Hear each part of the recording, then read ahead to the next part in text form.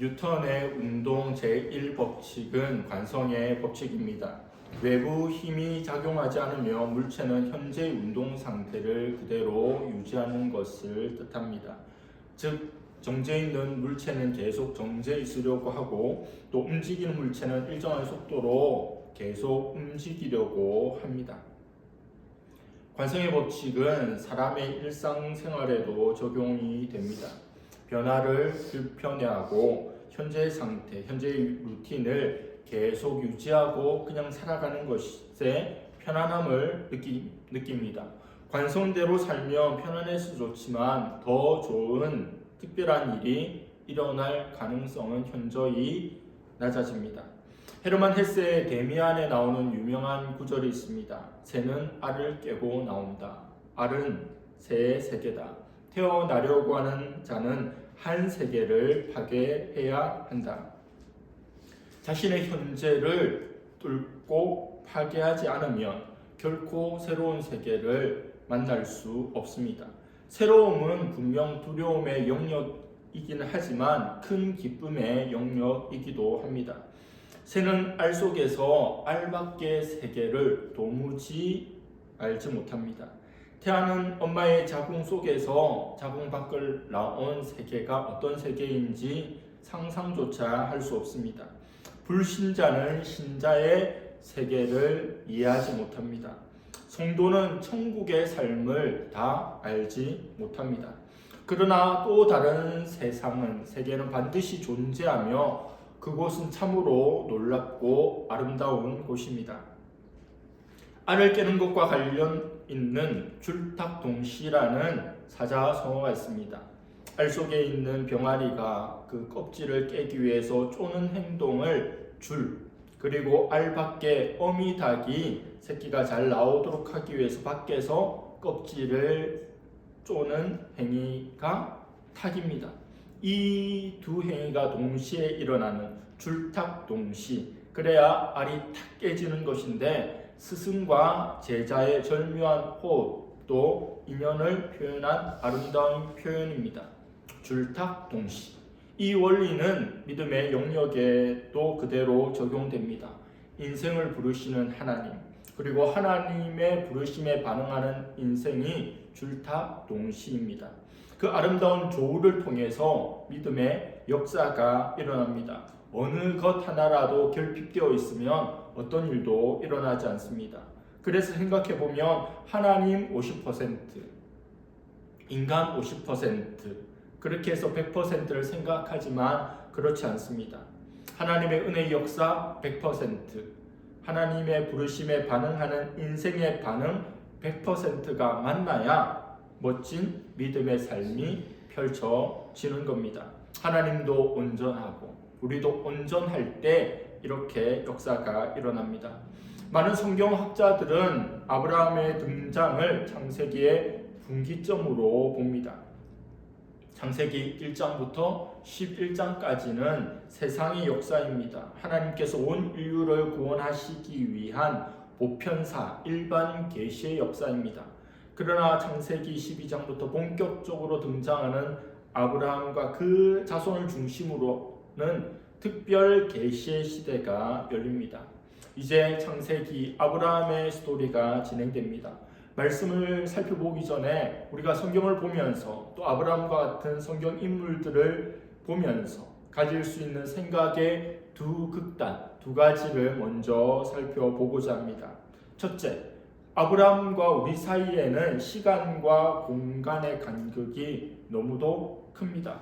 4,000년 전의 인물이고 우리가 살고 있는 이곳에서 수백만 킬로미터 떨어져 있는 곳입니다. 그래서 하나님께서 아브라함에게 주신 약속을 오늘 우리의 삶에 기계적으로 자동적으로 무조건 적용할 수는 없습니다. 성경에 있는 그대로 아브라함에게 나타나신 그대로 다 받아들여서 억지로 무리하게 적용하고 풀어서는 안 됩니다. 반대로 그 약속은 고대 이스라엘의 아브라함에게 주어진 약속이기에 나하고는 아무런 관련이 없는 이야기로 강 건너 불구경하듯이 여겨서도 안 됩니다. 그게 도대체 나하고 무슨 상관이야? 그 아브라함 이야기가 나한테 무슨 의미가 있느냐, 이렇게 해서는 안 된다는 거죠. 이것이 두 양극단입니다. 또 한 가지가 있습니다. 성경 인물을 읽을 때 조심해야 할 점은 그들을 지나치게 영웅화해서는 안 된다는 점입니다. 아브라함 삶의 정점이 어디입니까? 창세기 22장.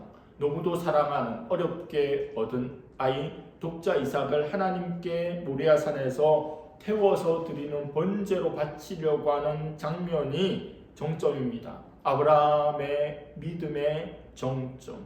놀라운 위대한 장면이고 하나님이 감동하고 이제 친구라고 여기시는 순간이에요.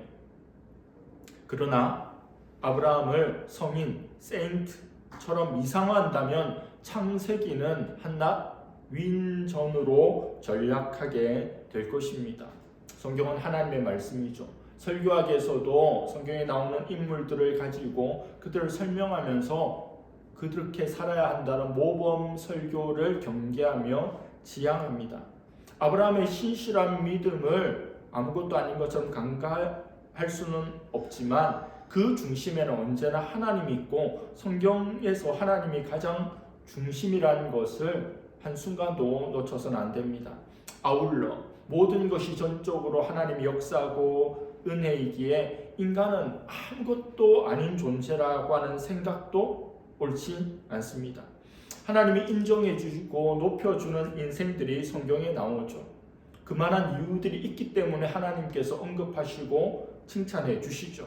그러나 성경을 보면서 지나친 성경 인물 비하, 타인 비하, 그리고 우리 일상에서 이 벌레마도 못한, 버러지만도 못한, 썩어 없어질 인생이라고 자기 자신을 끝없이 낮게 비하하는 것은 교만의 다른 모습이기도 합니다. 하나님께서, 완벽하신 하나님께서 빚어서 사용하는 인생들인데 그렇게까지 낮출 이유는 없다는 거예요. 하나님께서 말씀하시고 하나님께서 평가하시는 딱 그 기준까지 우리도 여기면 되는 겁니다. 하나님 평가하신 아브라함은 믿음의 대표 선수죠. 믿음의 조상입니다. 그렇게 우리가 받아들이면 될 것입니다. 두 가지의 극단, 두 가지를 먼저 말씀드렸습니다. 이제 말씀 속으로 가겠습니다. 창세기 12장 1절에 하나님께서 아브라함을 부르시고 말씀합니다. 1절 상반절에 여호와께서 아브라함에게 이르시되 어느 날 갑자기 어제와 똑같은 오늘 하나님께서 아브라함에게 찾아오셔서 아브라함에게 말씀합니다. 하나님께서는 자신이 태어났던 곳에서 평범하게 가족, 친척, 이웃들과 살고 있고 앞으로 그곳에서 죽어갈 아브라함을 찾아오셔서 부르시고 그에게 말씀하십니다. 부름받은 아브라함의 입장은 청천벽력 같죠. 마른 하늘의 날벼락 같은 하나님의 방문입니다. 너무도 갑작스러운 방문이죠. 그러나 하나님은 갑작스럽게 뜬금없이 나타나시고 말씀하는 분이 아니십니다. 하나님은 계획하시고 그 계획을 이루어 가시죠. 아브라함에게는 갑자기 일어난 일이지만 하나님은 이 사건을 창세 전에 계획하셨습니다. 한 사람 아브라함, 평범한 한 사람, 지극히 평범한 한 사람을 택하셔서 비범하게 만들고 믿음의 조상으로 만들고 복의 근원으로 만들고 그를 통해서 온 세상에 하나님의 복을 흘려보낼 계획을 세상 만들기도 전에 하셨다는 거예요. 하나님께서는 아브라함을 부르신 것처럼 우리도 불러주셨죠. 하나님 부르시지 않았다면 이 자리에서 어떻게 하나님을 예배할 수 있겠습니까? 어떻게 여기 앉아 있을 수 있겠습니까? 에베소서에 나오듯이 하나님께서 창세 전에 계획해 주셨습니다. 신비로운 일이죠. 세상이 만들어지기 전에 내가 이 세상에 존재하기도 전에 나를 아시고 택하시고 하나님의 때에 하나님의 방법으로 불러주셨기에 하나님의 자녀가 된 거예요. 천지 만물을 창조하시고 역사의 주관자시고 그것을 붙들고 계신 하나님께서 나를 향해서 계획을 가지고 계시고 불러주시고 구원하여 주시고 말씀해 주신다는 것, 이 얼마나 큰 은혜이며 복입니까? 하나님께서 우리에게 말을 걸어주시는, 그게 우리의 복인 것을 기억할 수 있기를 바랍니다. 하나님께서 아브라함에게 말씀하시는 내용이 뭡니까? 벌이라는 거예요. 1절 하반절입니다.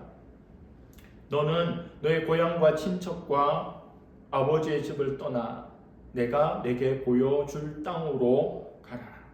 하나님께서 아브라함에게 나타나신 것도 충격적인데 하시는 말씀도 쉽지가 않아요. 고향, 친척, 아버지 집을 떠나라고 말씀합니다. 고향, 여러분 고향에 살고 계신 분이 요즘은 잘 없죠. 고향은 단순히 지역적 의미가 아닙니다. 아브라함의 옛자, 그의 세상적인 철학과 가치관을 이제 떠나라는 말씀이에요. 친척은 무엇입니까? 하나님을 섬기지 못하도록 만드는 모든 인간관계의 끈을 끊어버리라는 거예요. 아버지 집은 뭐죠? 우리 아들들도 오늘 오랜만에 아버지 집에 이렇게 머물고 있는데 내가 기대고 의지하고 재정적으로 정서적으로 의탁하고 있는 것, 그리고 뿌리를 두고 있는 것이 아버지 집 아닙니까? 그것도 버리라고 하는 거예요. 아브라함에게는 아버지 데라가 있는데 그 아버지와의 관계도 끊어버리라는 거예요. 예전에 살았던 땅, 가족, 친척, 이웃들, 그리고 자신의 삶의 방식, 가치관, 그리고 앞으로 살아갈 모든 미래의 계획들을 떠나는 것은 결코 쉬운 일이 아닙니다. 관성의 법칙을 그야말로 거스르는 일이죠.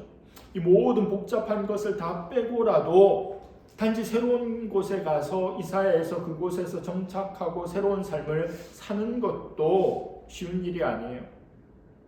어려운 일입니다. 어제 뉴스를 보니까 오랫동안 끌었던 잠실의 장미 아파트가 이제 본격적으로 이제 재개발에 들어간다고 하는데, 제가 잠실 중앙교회 사역할 때 그 잠실 중앙교회 앞에 있는 장미 아파트에서 아파트가 생길 때부터 지금까지 살았던 이들이 많다는 거예요. 다른 더 좋은 동네나 뭐 이렇게 저렇게 할 수도 있는데 그냥 그곳에서 교통 편리하고 뭐 교육하기 좋고 하니까 떠날 이유가 없어서 수십 년 동안 그냥 그곳에 산다는 거예요. 이사를 많이 하는 사람은 여기도 갔다 오고 저기도 갔다 하지만 30년, 40년, 50년 한 지역에 사는 사람은 다른 지역으로 이사 간다는 것에 대한 두려움이 얼마나 크겠습니까? 우리 김 집사님의 남편 하 집사님은 예전에 군인이셨죠. 그래서 이렇게 저렇게 여러 지역을 이사 다니고 사셨지 않습니까? 오늘날 군인과 목회자들은 가장 이사를 많이 하는 직종이에요. 그 직을 가진 이들은 그렇게 한다지만 그 자녀들은 너무도 안타깝죠. 2년마다 3년마다 학교를 옮겨야 되고 새로운 친구를 만나는 것에 대한 안타까움이 부모에게 있어요. 요즘에 포장 이사를 해서 이사에 대한 스트레스가 많이 줄어들었다고는 하지만 예전에 이사 스트레스가 너무도 커서 순위를 매겨보니 배우자를 잃은 스트레스 다음이 이사하는 스트레스라는 말이 있을 정도입니다. 4,000년 전에 아브라함이 자기가 살던 곳에서 수천 킬로미터 떨어진 한 번도 가본 적이 없는 가나안 땅으로 가서 그곳에서 새로운 삶을 살아야 한다는 것 쉬운 일이 아닙니다. 충격과 공포 그 자체입니다. 갈까 말까 망설이고 고민도 하지 않았을까요? 하나님 부름 받았을 때 75세, 지금의 75세보다는 조금 더 젊을 때였지만 새로운 시작을 하기에는 노년의 때가 틀림없습니다. 이 관성의 법칙이라는 게 사람의 생활에도 적용된다는데, 나이가 들면 들수록, 늙으면 늙을수록 새로운 시도를 안 하려고 하고 루틴을 유지하려고 하죠.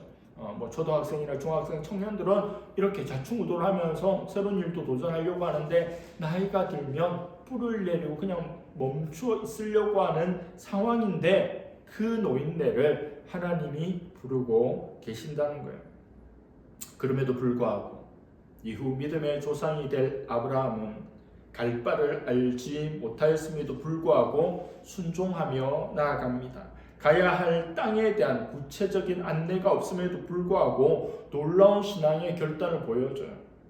처음 부를 때 1800km 떨어져 있는 가나안 땅이다라고 말씀해 주시지 않았어요. 현재의 땅을 떠나고 내가 지시할 땅으로. 아직 지시가 완전히 내려온 것도 아니에요. 일단 떠나면 알려주겠다는 거예요. 히브리서 11장 8절입니다. 믿음으로 아브라함은 부르심을 받았을 때에 순종하여 장래 유업으로 받을 땅에 나아갈새 갈 바를 알지 못하고 나아갔으며. 놀라운 일이죠. 대단한 일입니다. 갈 바를 알아도 가기가 머뭇거려지는데 갈 바를 알지 못하는데 나아간다는 거예요. 한 걸음 한 걸음 나아간다는 거예요. 그렇다면 하나님은 우리 아브라함에게 굳이 지금 살고 있는 갈대아 우르를 떠나라고 한 걸까요? 아브라함이 당시 아버지 데라와 함께 살았던 갈대아 우르는 대도시입니다. 메소포타미아 문명, 그리고 그곳에는 우상을 섬기는 강력한 우상의 도시였어요. 물질적으로 풍요하고 우상을 섬기고 수많은 인간관계가 엮여있는 그곳을 떠난다는 것은 죄와의 단절을 의미합니다. 과거의 단절을 의미해요. 새로운 시작을 하기 위해서는 과거를 잘라내야 되는데 그것이 없으면 끊임없이 과거가 그 사람을 잡아 당기기에 떠나지 않고는 새로운 삶을 살 수 없다는 거예요. 갈대아 우르는 우상을 숭배하는 도시입니다. 유프라테스 강 근처 무역 중심지로 지구라트라고 하는 거대한 신전이 있던 곳이에요. 그 세속의 한복판에서 하나님을 섬기고 믿음의 사람으로 살아가는 것이 힘들기에 하나님께서는 너 새 출발해야 돼, 버릴 수 있겠니라고 하시는 거예요. 오늘날과 같은 대도시 서울, 부산, 인천, 그리고 신도시 같이 모든 것이 갖춰진 그곳에서 듣도 보도 못한 어느 곳으로 가라는 하나님의 메시지가 임했다는 뜻입니다. 사도행전 7장에 스데반이 설교하는 장면이 나오는데 그 부르심을 보면 창세기 12장을 새롭게 이해할 수 있습니다. 얼핏 보면 하나님께서 창세기 12장 갈대아 우르에 있던 아브라함에게 부르셔서 가나안 땅으로 바로 간 것 같지만 창세기 12장의 부르심은 두 번째 부르심이에요. 갈대아 우르에 있던 그들이 하나님의 부르심을 받고 짐 싸서 텐트를 걷어서 먼 길을 가다가 그 중앙에 있는 가는 길에 있는 하란이라고 하는 지역에 정착하고 머물게 됩니다. 생각이 달라졌는지 어려움이 있었는지 아버지 데라가 그냥 여기서 살자고 했는지는 모르겠으나 머물고 있을 때 두 번째로 하나님께서 아브라함에게 떠나라고 하시는 것이 오늘 본문이에요. 그래서 사도행전 7장 말씀 보면 하란에 있을 때 하나님의 말씀이 이렇게 설명이 되어 있습니다. 하나님의 말씀을 딱 듣고 바로 짐 싸고 모든 것을 버리고 바로 가나안으로 가는 단번에 간 게 아니에요. 그렇다면 아브라함은 이 세상에 존재하지 않는 슈퍼 믿음의 영웅이 될 거예요. 그러나 그렇지 않다는 거예요. 갈대아 우르를 떠났지만 하란에서 머물고 있었다는 거예요. 미적 그랬을 수도 있죠. 아브라함 분명 믿음의 사람이기는 하지만 우리와 같은 소시민의 연약함도 가지고 있습니다. 아브라함은 우리와 다르지만 또 크게 다르지도 않은 존재예요. 아버지 데라는 우상을 만들어 팔고 자기도 우상을 섬기던 평범한 자, 가나안 땅에 살던 가나안 사람이 아니라 이방 족속인데 하나님의 부르심을 듣고 그 삶에, 자기 삶에 그 알을 깨고 믿음의 세계로 나아간 존재입니다. 그렇다면 하나님이 아브라함에게 고향, 친척, 아버지 집 다 버리라고만 말했다면 아브라함이 갔을까요? 가지 않았겠죠. 하나님은 세 가지를 버릴 걸 말씀하시지만 세 가지 줄 것을 말씀합니다. 잃을 것과 얻을 것이 있다는 거예요. 2절과 3절입니다. 내가 너로 큰 민족을 이루고 내게 복을 주어 내 이름을 창대하게 하리니 너는 복이 될지라. 너를 축복하는 자에겐 내가 복을 내리고 너를 저주하는 자에겐 내가 저주하리니 땅의 모든 족속이 너로 말미암아 복을 얻을 것이라 하신지라. 하나님께서 잘 아시는 것이 약속입니다. 그래서 구약, 신약, 성경은 약속의 책이죠. 하나님은 약속하시고 하나님은 그 약속을 반드시 이루시는 분이에요. 삼중 포기가 있다면 삼중 약속이 주어집니다. 고향, 친척, 아버지 집을 버리면 큰 민족을 이루고 이름을 창대케 해주며 복이 될 것이라고 말씀해 주십니다. 그런데 큰 민족을 이루겠다는 그 말씀에 아브라함 마음 속에 실소가 그리고 의심이 들 법도 하죠. 왜냐하면 그의 아내 사레는 불임의 여인이었습니다. 아브라함이 75세가 되어서 이제 늙었고 그 부인도 젊었을 때부터 지금까지 불임인데 어느 세월에 큰 민족을 이룰 수 있겠습니까? 그러나 온전한 믿음은 불가능해 보이는 상황 가운데도 말씀을 붙드는 믿음이에요. 이후에 출애굽기 초반에 유대인의 인구가 폭발적으로 증가해서 애굽 사람이 애굽 왕이 두려움 느끼고 종으로 부려야 할 상황이 되게 되죠. 성경 창세기 약속이 출애굽기 초반에 이루어지는 겁니다. 하나님이 땅에 대한 약속과 후손에 대한 약속을 이후에 주시는데 후손에 대한 약속이 이렇게 이루어지는 거예요. 아들이 없는 아브라함과 사레가 아이를 갖고 그 아이를 통해서 큰 민족이 이루어지는 시작인 거예요. 그래서 아이 이름이 이삭 아닙니까? 이삭, 웃음이라는 뜻이에요. 사레가 비웃었다는 비웃음이거나 노년에 아이를 얻게 되는 기쁨을 표현하는 게 이삭이죠. 이름이 창대하게 되는 일은 또 어떻습니까? 지난주 우리가 바벨탑 사건 살펴보았죠. 바벨탑 사건의 동기가 뭡니까? 우리 이름을 내자는 거잖아요. 우리 이름을 내자. 하나님께서 싹싹 지워버립니다. 그런 헛짓거리 하지마 흩어버리죠. 근데 아브라함은 아무것도 안 했는데 하나님이 너 이름 내가 그레이트하게 해줄 거야 라고 약속해 주십니다. 그래서 아브라함은 지금 세계 3대 종교에서 칭송받는 이름이 됐어요. 기독교, 유대교, 이슬람교에서 아브라함 이러면 이야기 끝입니다. 아브라함과 다윗의 자손 예수 그리스도의 세계라. 예수 그리스도의 조상이에요. 아브라함과 다윗 두 사람을 언급합니다. 그리고 아브라함은 그 자체가 복이 되겠다고 말씀합니다. 창세기는 복의 책이잖아요. 하나님이 복의 근원이잖아요. 하나님이 온 땅에 복 주기를 원하잖아요. 그런데 아브라함은 그 자체가 복이 되겠다고 하나님 말씀해 주시니 놀랍죠. 우리 표현으로 치자면 너는 이제 복덩어리가 될 거야. 이런 말씀이에요. 하나님의 말씀을 쫓아 살다가 하나님의 말씀대로 나아가다가 아브라함은 그 자신이 복이 됩니다. 복의 근원, 복의 통로, 복의 샘. 하나님이 이제 아브라함을 통해서 온 세상에 복을 주겠다고 말씀합니다. 여기서 주목할 것은 아브라함 개인, 그의 후손 이스라엘, 유대 민족만 하나님의 복을 받는 존재가 아니라는 거예요. 오늘날에도 이스라엘과 중동이 싸움을 하죠. 이삭의 후예와 이스마엘의 후예가 수천 년 동안에 반목하며 싸움하잖아요. 이스라엘 사람들은 우리는 선민이다. 선택받은 민족이다.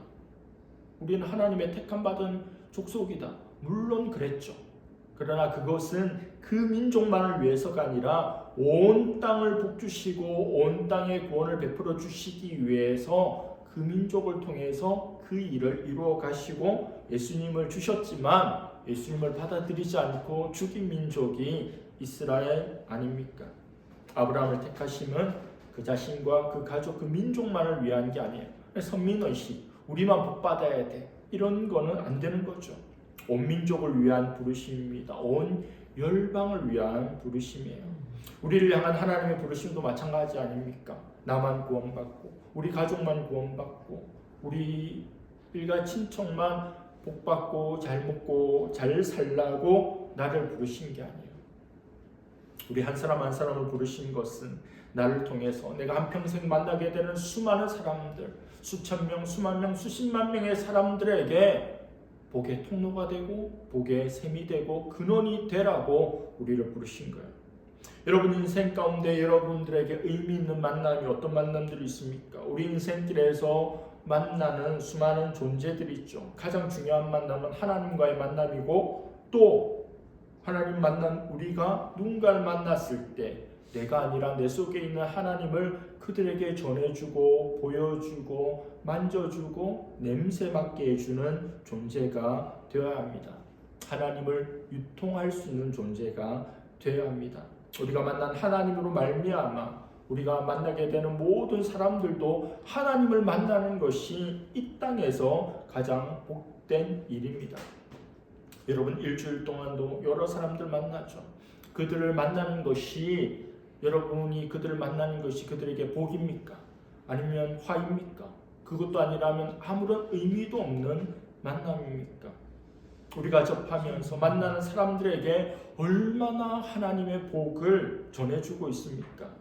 여러분이 만나는, 평생을 만나야 할 모든 사람들에게 얼마나 내가 하나님을 전해주고 보여주고 그 복을 흘려줘야 될 것이라고 하는 기대와 소망과 기도 제목이 있습니까? 우리 모두가 아브라함이 복덩어리가 된 것처럼 하나님의 복을 온 세상에 전해주고 퍼뜨려주는 그런 종자가 될 수 있기를 소원합니다. 여러분 김춘수 시인의 꽃이라는 시를 아시죠? 아브라함을 부르심이 정말 이 시 속에 그대로 녹아 있습니다. 내가 그의 이름을 불러주기 전에는 그는 단만 하나의 몸짓에 지나지 않았다. 내가 그의 이름을 불러주었을 때 그는 나에게로 와서 꽃이 되었다. 내가 그의 이름을 불러준 것처럼 나의 이 빛깔과 향기에 알맞은 누가 나의 이름을 불러다오. 그에게로 가서 나도 그의 꽃이 되고 싶다. 우리들은 모두 무엇이 되고 싶다. 나는 너에게, 너는 나에게 잊혀지지 않는 하나의 의미가 되고 싶다. 아브라함, 그 전 이름 아브람, 아무런 의미도 없는 몸짓이었습니다. 세상의 모든 사람처럼 그냥 그렇게 어디서 와서 어디로 가는지도 모른 채 그냥 먹고 살기에 바빴던 특별한 의미 없는 그런 몸짓이었어요. 근데 아브라함이 하나님 앞에 부름 받게 되고 그 부름에 반응하니까 꽃이 된 거예요. 잊혀지지 않는 중요한 의미가 된 것입니다. 우리도 마찬가지죠.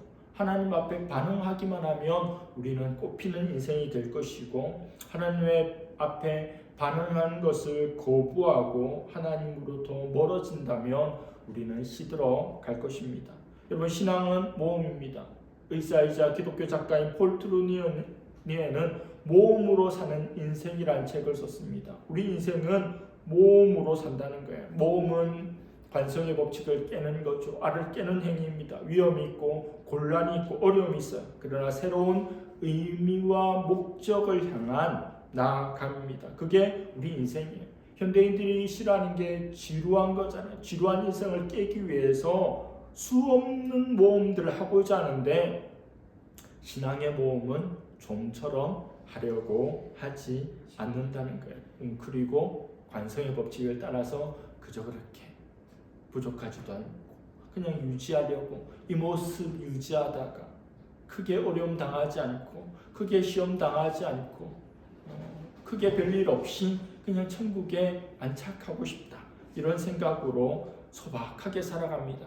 여러분 하나님을 온전히 신뢰하고 의지하여 나의 전 세계를 두려움 없이 망설임 없이 하나님 앞에 소유권 이전 등기를 할 수 있는 것이 바로 성도의 복된 삶이 아니겠습니까? 주님 말씀하시면 내가 나아가고 주님 설하시면 제가 서겠습니다.